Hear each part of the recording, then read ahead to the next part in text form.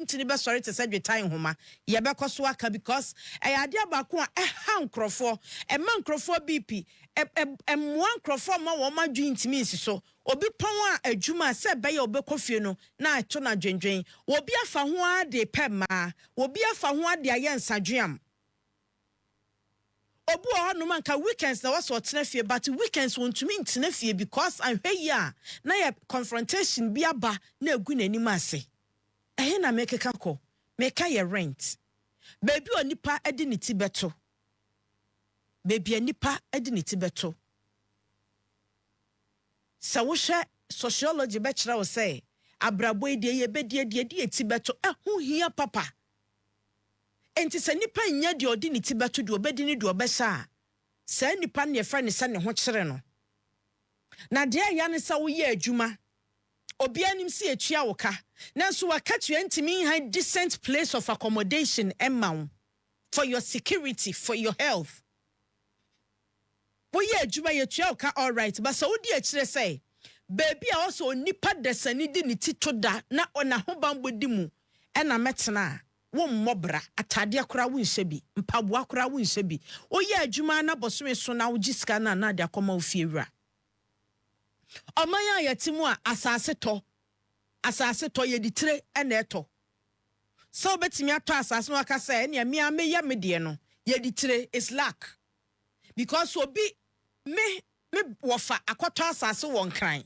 efie wura wasi ne fie ni wagya asase kese wo ho en watwa bia ma no en wa 20 fiewra fie ni oni fie ni efiewra ni wuya obi abasa sa side ho ye ne dia watwe ho manso akwa ba eya dan na plot baako obi dia bam wada so gina court anka kra that is the safest if you don't know so ubenya obi a wo si dan ni si asase no kwa na so kakra bi en ye quarter plot kra na ubenya wo si ni nyansam abronsan and yes, a 2-bedroom ne was a 2 na was 2 net to aso saa is the safest but and no crasy.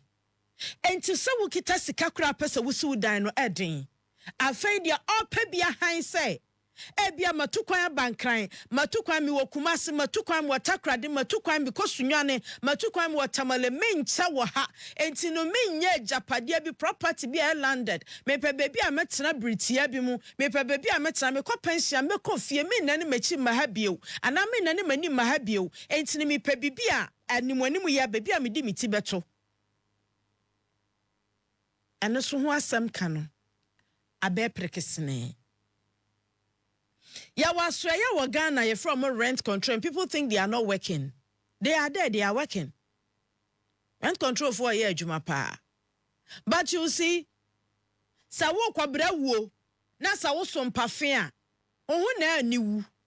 Ono rent control no there are places out back on no to contain na bim e wo bi asase so afie wura hu omo ana ne buafu no wo mu na. Rent control for ni timi kwaji obi shop, obi store. Obi dan emu no mo operate free no mo ntimi antwe omo rent ni atu omo you don't know enti rent control no kwa ha be ya adwuma but onu ankasa ode ageba no to obi nan susu enu achi no okay fine ye fera oba ha me dan me se maji 1 year ena ase de bi mra ni 6 months na adimi akwa rent control am se dan no kra me na fa ma ha bio rent control for mbe chemi anambe bo me Mojana mompuso mama ne baby ntine. Na me individual matimi asidan de ma han na wa ba wuntimi si bia wa ba na ba ba kire me den. Timi nkire me hwe. Eye nyina so anim samsan na brabo ne sade ase aye ne e bia na otiri na aye ye na sika bia besi wo nsam investment bi na wa ma wo ne.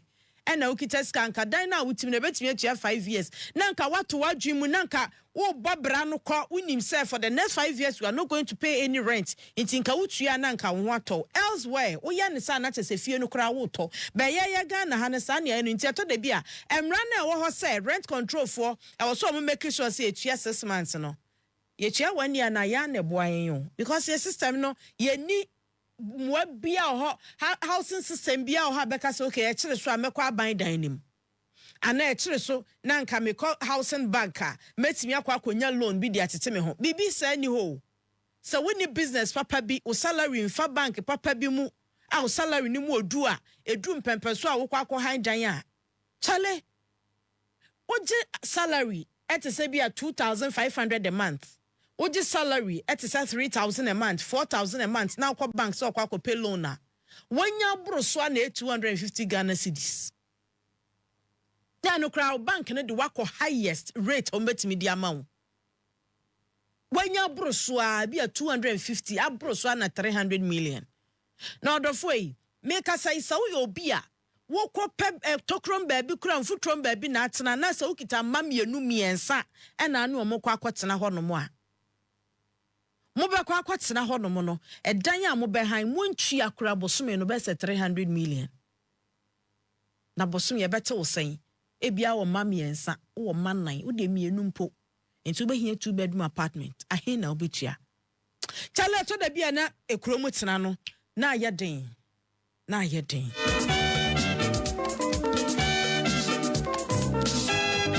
In the morning. Angel in the morning.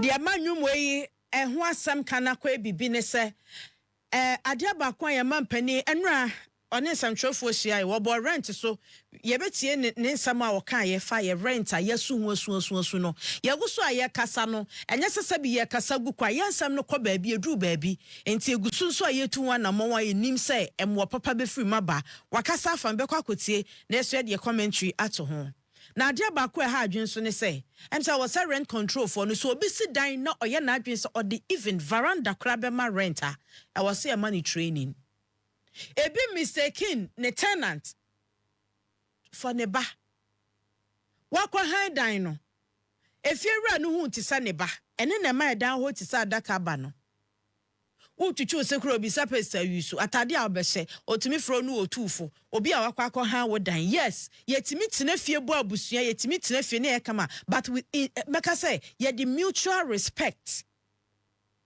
ebam but obi fa tisa ne ba fe no obe discipline wo obi timi kire mra a wo beba abeda utimi nya visitor bi no wapam no we de wonye no yeti we nyina mu wo Ghana ha ntinam se rent control for mo ye adwuma no mo ye adwuma fa yani aya ha dan fie petipi mu ni ayete nkran yeti kumase yeti takrade yeti tamale yeti cape coast yeti sunwane no yenim de ye fam yani ewo ho yenim de ye fam ewo to de bi afie wurafo bi a we unlucky ne yakwakohia omo edu time a wogi ne sika de ne na bobo na de atie nie nipa dodo a ewon kran titiru da bia de abachi bia kwa ne yakosoro ena obdipa bia nso pe bebi odi ne tibeto enti se de nipa ne kosoro no saa nso so na nipa ehia dan no ombe kosoro adan na yesisi no so ye ankrankran na esisi abayin sibi enti se de da bia ye be kofie wurafo anim ne akwa se fie wura mesraw wonye ne 1 year amame oso omi 2 years na magi 2 years no so pe kinkran no kwa na ekosoro esanse ani affordable housing sanse de mpo abansi obesi no saudi wani hwa dan na timu se wo ohia ni mobro wa wugira pe bebi du ti ato no enya wo so no dan no saa chance we se ni ti na eda ho no enya okuko na esi ho no ne de kata so hwe seglemi housing project a wo mo ye wugi di se wo a wuti wa wuti me bosumi nyina wo mfaso a wunya 2500 bosumi nyina mfaso nya 3000 wo betimi di akwakoje saglemi dan. The only benefit ebenya ne say sikafo na ebetini betu afiri omo dem na omo akoho na ama emu ahe ha wase ha ne eso nya baabi akwakohye but who ntimi nkoji bi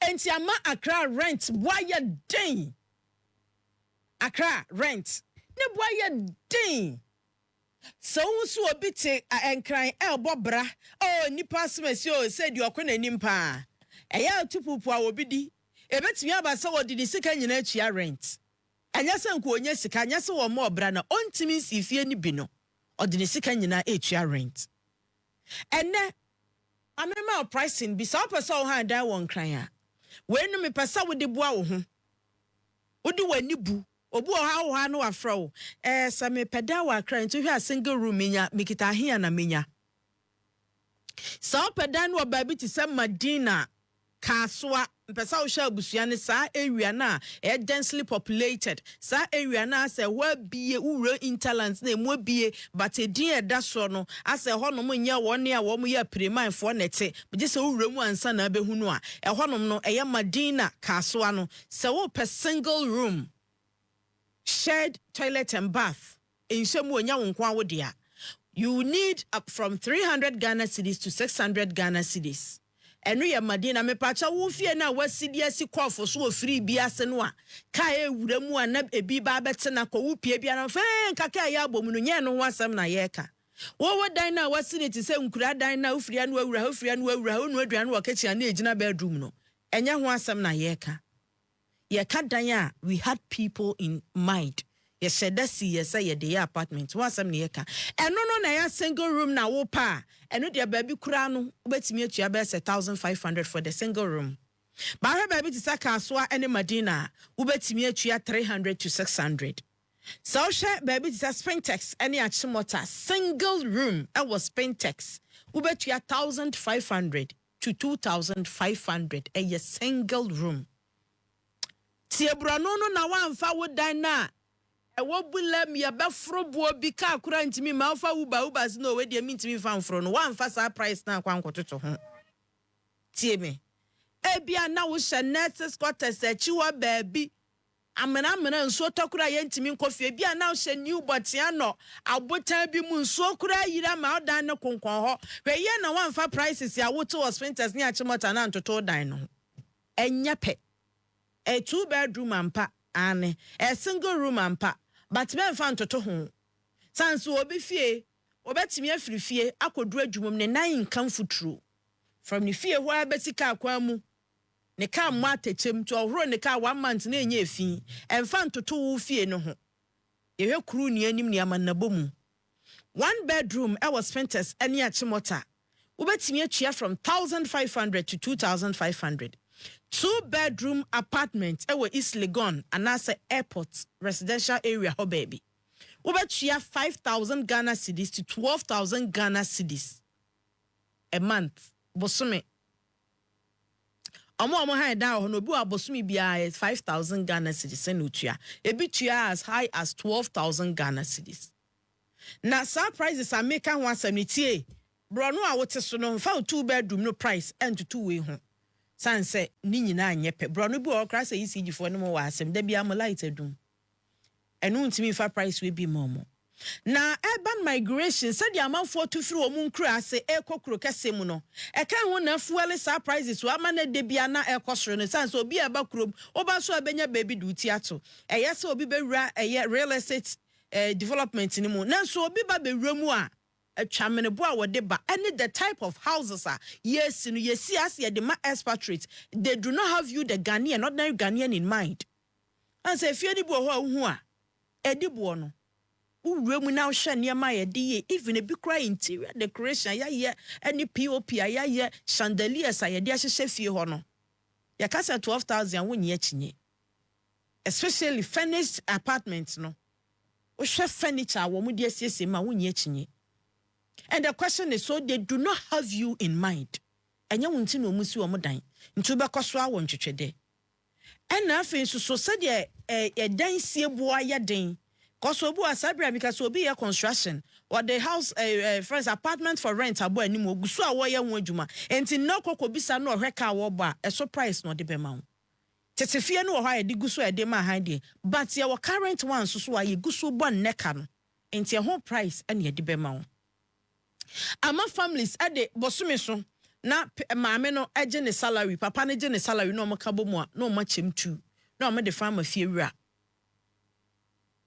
adwuma omo ye no emu half ekofie wura ho ama say young people no okwasra oboy ya so ni na fofo bi wo ne nche na ye ogboro ho na danfo no so girl ba no aka kire ne so no so boys no wo ne nchen enti edan no wo obeba obi obi asa nipa na ye ona Omake ka bom ayayo mienche nipa ba ku ntimi han ti omu nya omo privacy na mabunu no so hia mostly eno na de peer pressure ni peer influence ne ba no enti ade ba ku adan no a enye fo no ade aba nso no na obi wo ha wabenya adwuma e wo La Paz area ha ni sika ntimi han dan agese bia wo kotokro mu baabi ashama obefiri ho anopa ni so obeduru adwuma mu no na adwuma wura aboafu no wayi nadi kwan tenten a yetwa kwa adwuma ni nyina agina rent so na yesuasuasuasu e wo mpo ye fidie isui ena enra ye president se one nsamtwefo e wo nkomodi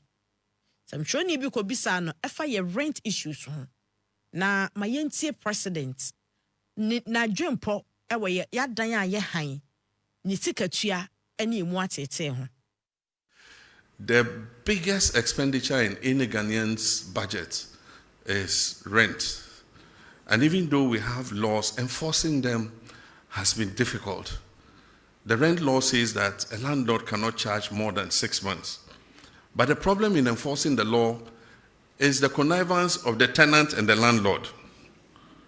The tenant won't come and report that they are charging him 1 year's rent advance because he wants the room. And so that has been the problem. And the problem is because our population is growing beyond our housing capacity. So the competition for accommodation and housing is very strong. And that is why we must expand our housing coverage. And I remember in our manifesto, we have a pledge to expand housing. And in the next budget, we're going to make provision for that. I've already had a discussion with some of the associations, the organized labor associations. Some of them have funds that are sitting in their accounts. And they have members who want houses. So what I've said is government will match their funds. And so if they give 1 billion cedis, we will give 1 billion cedis. And then one of the banks, Republic Bank, has said that they are willing to also match with 1 billion cedis. So if we get a 3 billion cedi fund, we can start building houses in all the districts. And as people pay their down payments, it will go back into the fund and it will become a revolving fund. And governments can give it to people. I said if you have like about 15 to 20 years before retirement, you can take a house and we'll be deducting from your salary monthly so that by the time your retirement time is up, you have your own accommodation to go to. And as we take those deductions, they will go back into the fund. So it becomes like a revolving fund so that we can increase the housing stock. But the Minister of Finance will talk about that when he reads the budget in November. Yaman Penny say, a warm manifesto more mukra ho. Now, one year a quo, a year a padia quonu be credit card in coma. Omu bebre wasika, doso potre ho. Omo members no so kra hia baabi omo de omo ti beto enti onu o makasa ama bank bi kra bonidi ayi nanim se so omo ye krado a omo so di sika beta wo machi na omo sisi dan no e de amom nkrofo no de omo pese omo ye ni meme no mienu a aka ebe 20 years na ekwa retirement no mampani afia nka ho ebe sa woni aka wo mo 50 years and so no makwa retirement no eni okwaji bia na ya spread enti ti said your moye no abrochi no you have about 50 years to pay for the house, you have about 20 years 30 years to pay for the house depending on how much you can contribute every month, how much you can contribute every year. Enti say yes no na ya bo edan no bo achrew na wo ye adwuma na wo di tua ne kakrakra sa kwan no so na be ma ye ne ye be oni ye fie no yetimia oni na ebeboa. And the question is, enti yene so a yeni formal sector no ye den ye be benefit. Mr. President, yati say wo say finance minister at the best the next budget him into be breaking it down we are mayati as. Thank you so much for that step. But the question is, how affordable is that house? And yene so a yeni formal sector mu no ye be den na ye so be benefit. And unti na ye suggest to say anka ye free bibi forceful acquisitions a government ani abre no so wo pass ase e dia ye developmental project ye say for the good of the many dodo no ebeboa ye ne a the good of the majority no ene ye nanka ye won sase bebre ededa ye areas amafo dia ye ghetto ye won sase bebre a ya twe ho manso me se kwa adabraka kwa salam down adan ne afie ye yesiesi ho nom for years. Ebi kra cham 50 years, 20 years, 30 years. Ya che ho man so na dan da moto emu na criminals wo.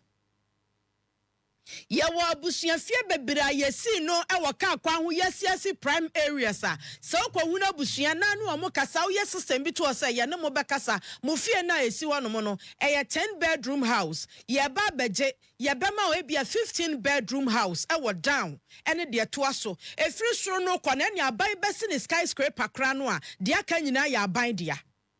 Enti abusua na sase no ana ewo kwa ho ayede asi atakwa medan tesam na akosua ba ya dan ya akaka kwa ho ya eno ane se aban ne gi a say 10 bedrooms a increase it for them nipa na wo mutimu no pe bebi mo ntena na ma wo bre ma nya ne te se de oye mo aye poku ase kwan no. I don't blame you this government there from the previous government mo nya ne te se de ya ma nipa ni ska na wo ho ase wo ya se wonye. But mo be focus say abusua na asase ne omodia edane ya omodia no we are giving them 100 cities 200 cities as compensation ye tu omo akwatena ha na ye the 6 months ye the 1 year akukuru wo mo dan na si ho afa ye to aso na ya ne tenten enti ebe wie no na ye si 2 houses ama abusua no but aban ewo 8 houses and to aso ya lift elevators a eno na obi pese obetena ho obetena afa ye nhyehyeye ahanom ye baby a ye de ma singles wo ya wari ni na no ma wuntu na happy strictly ya de ma singles aha ya baby ya se wukita car ye ni car park ma ye mpake wo kwan ho wontumi ma happy agesa okọ the next bro no ehonom soso se wo obi ana oyire obi akita car mumie no obi awo car wontumi ha dan wo ha dan one apartment one car. If you have one apartment one car ahanom aya wani a wo mo school mu ansa na ebe ma odan e wo honom no e wo se make sure so ukita student ID card valid student ID card enya sa wo de kire ya na ya je na mo de kire be verify hu se ampa wo ye student. Aha ya the man national service for nti ye tu omo afiafe no so a national service for a wo mo bebe adwuma in the Adabraka enclave aban e was such houses such projects bear for and the Wadabraka udru Madina aban was such projects ne bear for and the ho udru ebia akaso a aban wo projects ne bear for and the ho na bisa wo say ka this pressure na e dankrofo so okromu no emu henhan yana. We don't need this magic. We don't need adekasia bia. We don't need ya mobaya na ya huhu ye kwakwaji sika wo ha ye fa ha ye secretariat ebe wie chire na niam kwakwaji egu. There are easy steps I just a wonya banya wo to me. Collant ministry. Wo mo be chiro ensase bi wo hono mo a ada ho ho manso ne mu atwa de bo. Eden bi asiwo kwa market center eden bi asiwa ma ye atwe ho manso ramokola ne kwakwa ade fire service opposite wo ne kwakwa ade teti adan a ya twe ho manso ama face quarters na agi adam squatters and adam that business center no a say ye store dan ba kokura de mo obi ane bo denden no obi ye squatter mu no ote won han dan da because ye twe manso wo ho about to amamfo nya baby na afei na ye ba betwe ho manso ne ensem bebre forceful acquisition for the good of the majority. You have that power not because all your mighty majority is enshrined in the constitution. And so when you bresa ubeya, there are some that you take it by force, there are some that you negotiate with the landlords. Everything properly signed. What diner 10 bedrooms? Yes, in modern. And tiabaya 5 rooms with toilet and bath, dignified rooms, amamo. Yaya another 5 rooms dignified e was sure amamo e free sure kono de aka na ewo wiamu nyina ya aban de aban nya na sase wo ho na wo sisi adan no to so abronsa why an apartment kama simple apartment enye ehwehwe animu bibi konkron your friend says saglemi house wo hwe se de aye ni konkron a kan betime simple abronsa straight adan na ye baby e pa dan ye hia strong pillars why ne fefefe kama simple. Yenya bresi ye bepe baby amagana fuada ye bepe baby batunim most politicians wo mutirim se nyina ye huntimi ntoyen e wo se bi ye nkoa ye ka choboya o magye so wa ma wani amere wani amfeta ho a e beda no obenya wa obeyusu enti abusua ena no pai se wutie nyansapo a Mesro so nya akwanya bi na sa secretariat na ye se ye te no ukokotena mu bi. Ana ye mampani ye nim se de nura si ye nti ene mafo monitor ka kyerɛw. Ensase ne bi wo krom. Baby a ye faka ekɔ adwuma wo ho La Paz ha ba ubenya bi. Me na bi okuma ase ahene makokobe na ena ka kyerɛ me o say so ye ready so be sik fie won kran a stadium kra wo pass ase wo ho a ubenya. Ancha ena Dr. Kwakutin kosi hotel e wo stadium nkyɛn. Tabre na sa wonyina ya adan. Ancha na kwa michei esi stadium hotel e wo nkyɛn hodomo a enti sa wo ye ready sa wo pass ase asase ho nyɛ den. Wo benya bi e de asisi adan e de amayen. Edansie ankrankran abrofo expertise timi baga na ha ebenya asase obi fidada na waje ni lease e wo makola na wasi ni foforo de aya mall shopping mall na wo modije exorbitant fees every Ghana for ho but government ntimi nya bi government of Ghana ntimi nya bi expert enimi entokro mu chen wo so abusua is about time aye ni bebere because nipa ni bi wo ho no mo a na busuafo nim so otenkron ti kuma so otetakra de otekepko so otesunwane oti ho e bobra odi bi beba fie sika wonya nyina odi ma fie wura ni sika wonya nyina wotua de ma fie wura adenti na ye tenkran ha na baabi ti se malam baabi ti se gbawe new botiano ye de dan ma han ahia 2,500 a month for what obi na kan for hot adan Ediya na nipa na bosumi ahe na nipa ninya but obi anso ye decent place of accommodation enye eba baby edi eti beto a ebia baby atete wunti wadwen ya wo say wona wo pen na ho na wakwa akotena amanfo ti container mu container nya baby edi nipa tena eni kwan se nipa da container mu container nipa nam ye ka dignified place wo se nipa tena enye container mu Abusuya ya mampani dia wakani 0598987979 0598987979 me bo number ni bio say now a baby kra wuntimi mfra save your phone so abrebi abete se abie phone lines e wo angel no sa number na be free 0598987979 nefa wadwen kire ka ho mame ofrefo di kan aba hello good morning minia. Good morning, Napo. Oh, what drum? Udi any baby out free? Balcony. But your free. My friend here, article. How call article dying? Teacher. Yeah, I saw a kind of put the wing in Juma into Benny's current, and I am more young one than a native. Teacher. But I say, in year 2 years, 50 giddy, I mean, baby, I'm the Mr. Why, Eddie? So, didn't Bahakama, I'm the sort if you run it for 3 months. For 3 months. You see, I'm not be Sasa see our high dines, our high dine, which you are Bosumi. The high dine, just 700 cities, Bosumi, single room. I dine, but say, toilet and bath.